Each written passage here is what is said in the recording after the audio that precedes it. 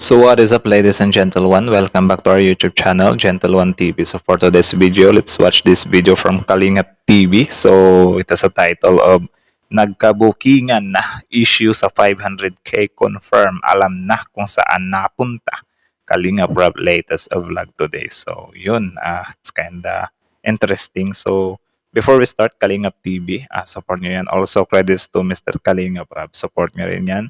Tapos, syempre, our YouTube channel, Gentle One TV. So, without further ado, let's watch this video together. So, again, the title of this video, Nagkabukingan na, issue sa 500k confirm, alam na kung saan napunta. Kalingap Rob, latest vlog today. So, ladies and gentlemen, let's watch this video together. So again, ladies and gentlemen, let's watch this video together, Gentle One TV. So I'm sure curious din kayo dito kasi ito yung some kind 500k issue, di ba, dati na sobrang trending talaga. Tapos ngayon naman I think meron siyang bago. So again, Kalingap TV, Kalingap Rob, Gentle One TV. So Gentle One TV, start. Booking ng Ate Mia. Ito na Again. Yung ugali ng isa't isa, syempre. Yung ugali ng isa't isa, syempre. Yung ugali ng isa't isa, syempre. Ate May nagsalita na. Erika ibinuking ng Ate Mia. Nako, Ito na nagkabukingan na. nako. Isang mapagpalang araw sa inyong lahat mga kalingap, sanay hindi nyo po makalimutan na mag-like sa video na ito. At Like the video, don't forget that.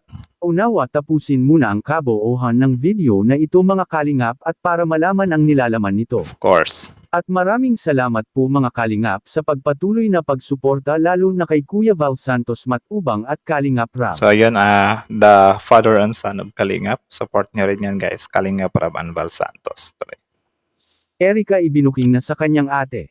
At issue sa 500,000 confirm alam na kung sino ang kumuha. Nako.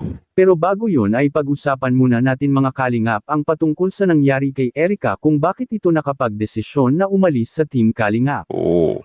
Isa sa mga problema at hindi maiwasan ni Kalingap Rab na magulo ang kanyang mga beneficiary matapos itong matulungan. Dahil sa maraming mga nag-sponsor kina Kalingap Rab mga kalingap na kapag nakita nito na tapos ng matulungan ang isang tao mula sa Team Kalingap ay didirikta na ito sa mga Kalingap Angels. Yun lang. Katulad na lang sa nangyayari ngayon kay Medeth mga kalingap at sa iba pa na bigla na lang ito. Yun lang din yung isa sa ano talaga, no? Kasi merong mga sponsors ba na alam naman natin na hinahawakan na sila. Bakit nagre-rekta sila? So parang meron silang or sinasadya nila na agawin talaga or something like that, di ba? Sinisilaw nila. Though, luckily na lang kasi hindi naman lahat nasisilaw sa mga ganun, di ba? Pero yun nga, meron din talaga mga instances or mga ano na nasisilaw talaga sila. Kaya sumasama sila. Willing silang iwan yung pangkat nila para sa mga offer na mga ganun, di ba? Pangit yung ganun, men. Tuloy. Itong nagka-problema dahil sa isang sponsors na balak tutulong sa mga itong ngunit may iba pa pala itong mga dahilan. Di ba? Maaalala natin mga kalingap na si Medeth ay may kaaway itong isang sponsors dahil sa pera na ibinigay nito sa kanya mga kalingap. Kaya ito ang hiling ni Kalingap Rab na sana naman anya na kapag may gustong tumutulong sa mga Kalingap Angels ay sana wag na itong dumirikta at kumontak muna sa mga K-Boys at para maiwasan na magka-problema ang mga beneficiary ni Kalingap Rab. Tama. Ano kaya yung tawag dyan, punto or gustong palabasin ng mga sponsor or ano yung mga binabalak nila ba? Kung bakit nire-rekta nila. So siguro may possibilities na may gusto sila or may possibilities na gusto nila yung taong yan kaya gusto nilang rekta na lang sila na tumulong or gusto nilang agawin, something like that. Bakit may mga ganun kaya ano? Dito kasi magsisimula ang tinatawag na third party mula sa Team Kalingap at sa mga dumirikta na magbibigay ng pera sa mga Kalingap Angels. Yan. Tama, wait lang. Yung third party pala, yun.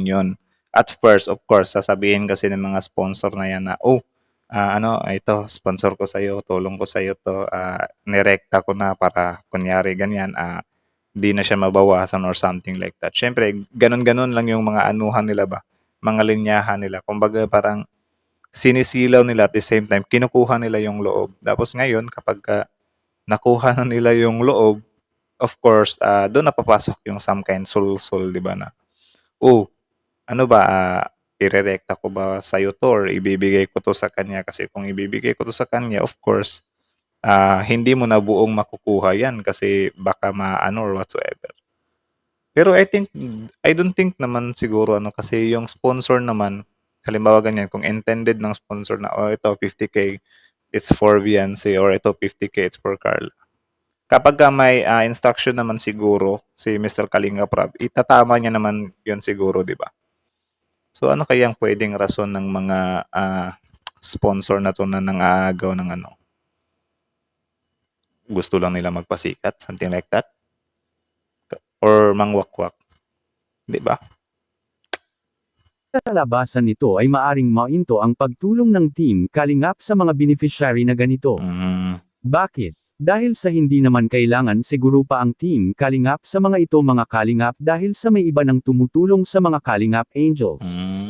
Kaya kapag nalaman ni Kalingap Rab na pinasok na ng isang sponsors ang kanyang mga tinutulungan ay siguradong titigil na rin sa pagtulong sila Kalingap Rab dahil may tumutulong na rin lang sa mga ito mga Kalingap. Tama, kasi pangit din yung gano'n na halimbawa ganyan, may may rumerekta ng mga sponsor sa kanya tapos, sinisikreto niya lang. Tapos, nagpapatulong pa rin siya kay Kalinga Prab. So, parang ang nagiging labas nun, nagiging gahaman ka na. Kasi sinikreto mo yung ano, direct na tulong ng sponsor sa'yo at the same time, nagpapatulong ka rin kay Kalinga Prab, 'di ba? So, sana wag naman gano'n ano na, parang nagtu-two birds in one stone ka ba?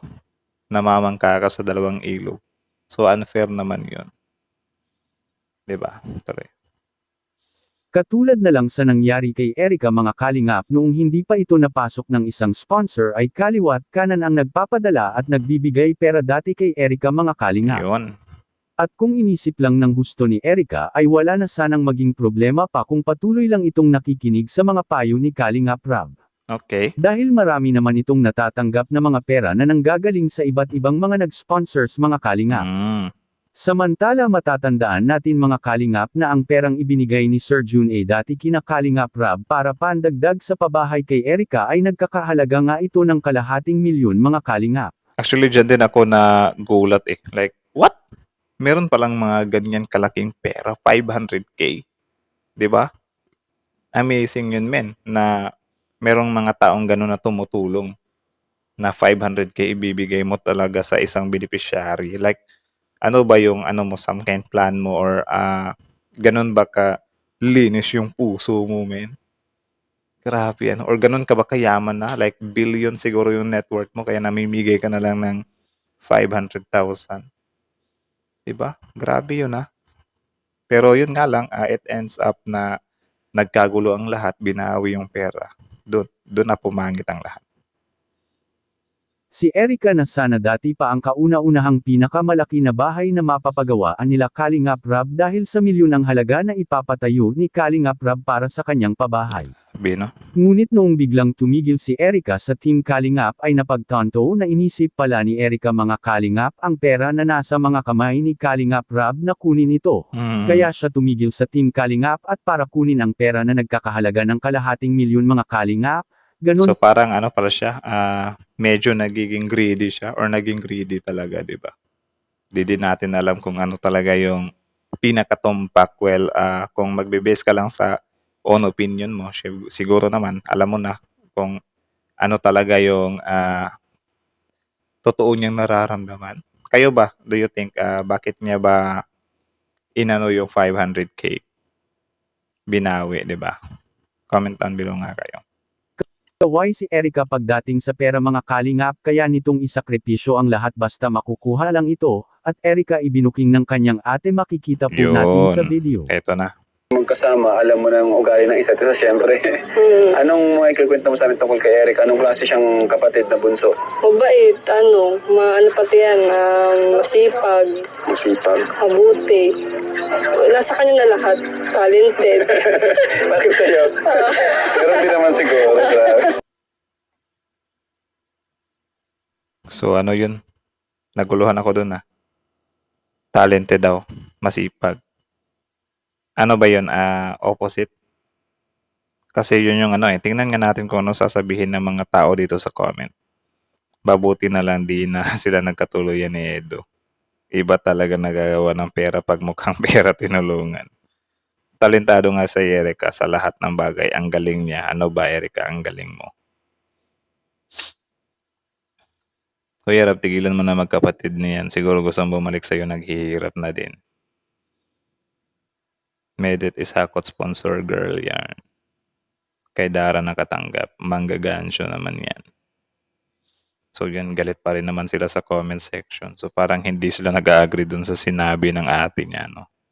Kasi yun, based nga sa mga nangyayari nung nakaraan, syempre, lumamat din yun. Di rin basta-basta yun kasi syempre as a idolo nung, as a fan of Kalinga Prab, of course, yung mga tawag dyan, masugid niyang tagahanga ay nasasaktan din yun para kay Kalinga Prab, na parang naiwan siya sa ere.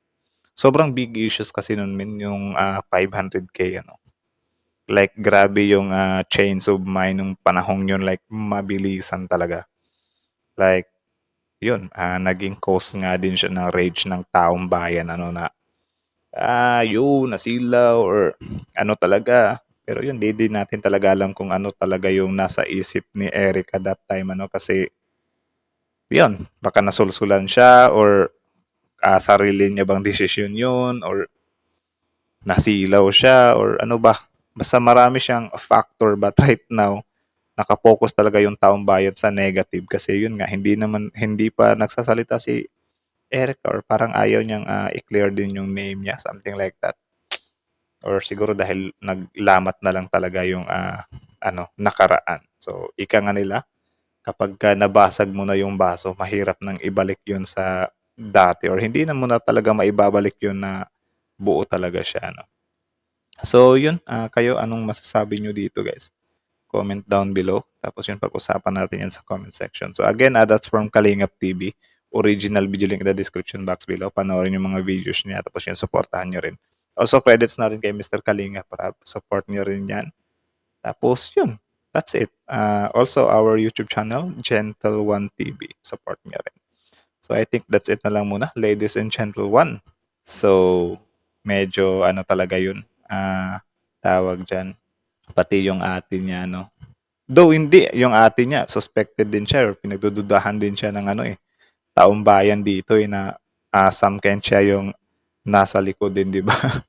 Like, ang gulo talaga nito, men. Like, I think tama lang din naman yung desisyon nila na hindi sila nagsalita, para naman di sila sumabit. Kasi wala kahit anong sabihin nila, of course, maka-counter talaga yan ng taong bayan.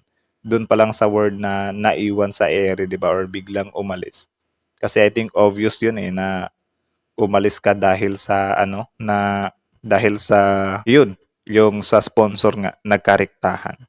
Siguro kung walang nangyaring rektahan ng sponsor, baka buo pa ngayon yung yung Edo at si Erica. Pero I think blessings in disguise rin yan kasi kung hindi nagkaganon si Erica at Edo, wala tayong makikitang EDC ngayon. No? Grabe ka powerful, or grabe kaganda yung plano talaga ni God dito sa mundo. Like, can you imagine that? Si Viancy sobrang simpleng tao lang dati. 'Di ba? Like, siguro if hindi nagkathiwalay itong si Edo at si Erica, yun nga, walang EDC. 'Di ba? So, may rason din talaga kung bakit humantong sa ganun si Erica, Yun pala, may itinalaga si na ipang partner kay Edo. Like, man, that's crazy. Like, 'di ba? Kapag perfect timing na talaga yung dumalaw sa iyo, or kumbaga kapag time mo na mabago yung buhay, ikaw na talaga So, tayo dito, hintay-hintay lang tayo sa time din natin. Malay natin, 'di ba? So, I think that's it na lang muna. Ladies and gentlemen, thank you so much for watching. Gentle One TV is out.